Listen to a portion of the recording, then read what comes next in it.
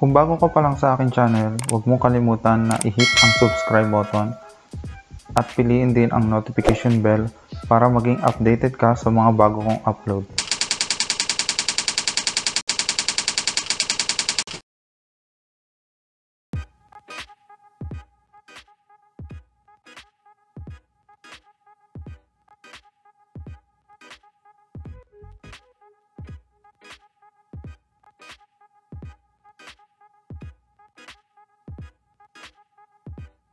Ang first step na gagawin natin ay mag-open tayo ng Grabify.link. So bali ganito ang magiging interface niyan. And dito sa part na to, ilalagay natin yung ating URL. So on my case, maglalagay ako nung aking YouTube channel. So isa-search ko lang yung YouTube channel ko.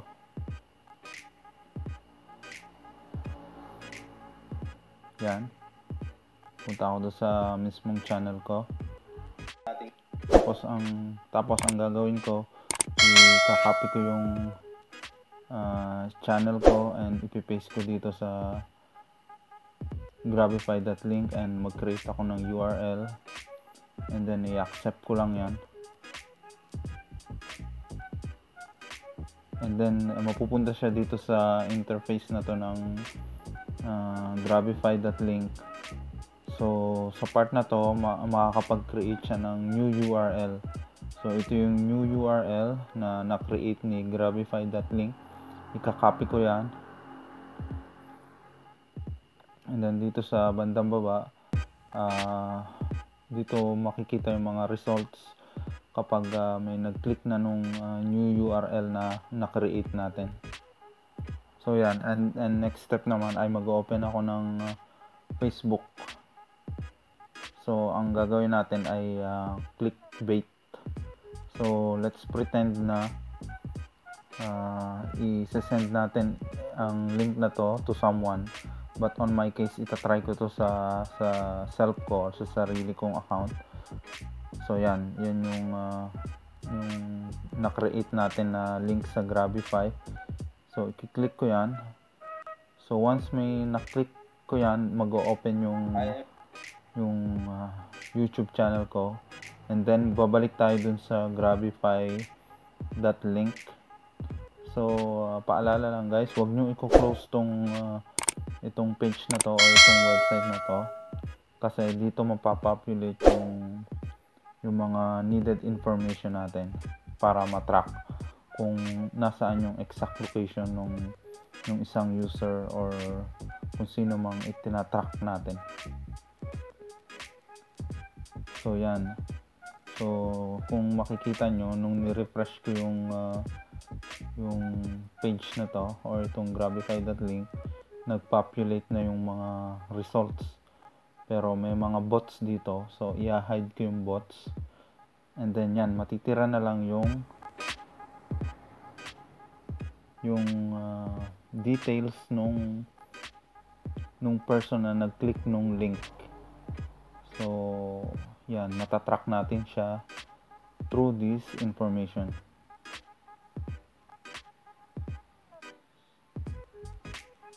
So makikita dyan yung date and time, kung kailan niya na-click yung link, yung IP address niya, at kung saan yung country niya.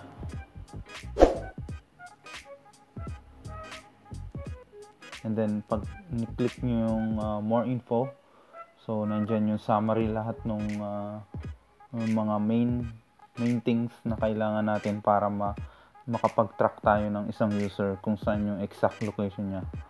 So ito yung pinakamahalaga, itong IP address. So ang gagawin ko dyan, i-copy ko lang yan. And then pupunta ako dito sa isa pang website na tinatawag na iptracker.org. So yan, kung mapapansin nyo, na-populate na agad siya dun sa IP lookup. Pero kung hindi man siya mapopulate, pwede nyong i-paste dyan or i-copy-paste yung IP address na na-generate natin sa Grabify.link.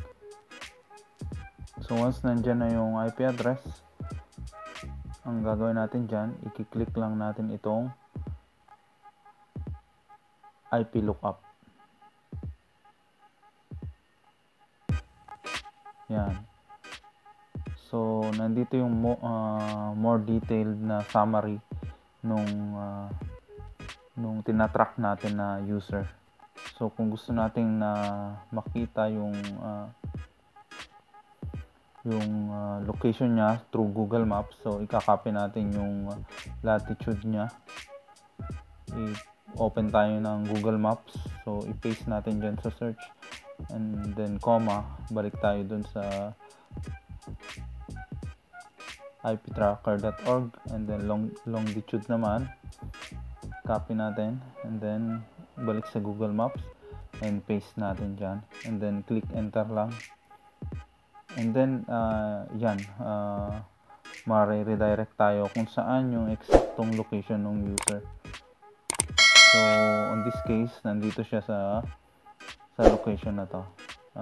Through the help of that latitude and longitude. And using Google Maps din.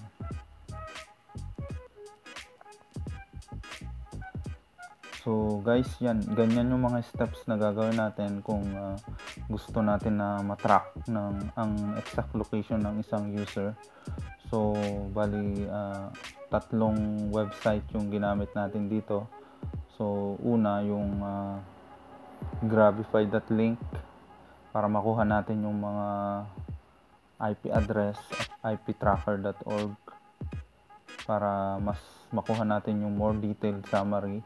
And then yung Google Maps nga para makuha naman natin yung exact location through latitude and longitude. So guys, I hope nakatulong itong video ito at nagkaroon kayo ng idea kung paano nyo matrack yung isang user or isang family member kung nasaan yung exact location nyo.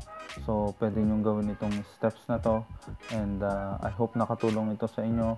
At kung naging useful itong video ito sa inyo, please like, comment, and subscribe na rin sa aking channel pag may oras ka. And salamat sa panonood, and I'll see you on my next video.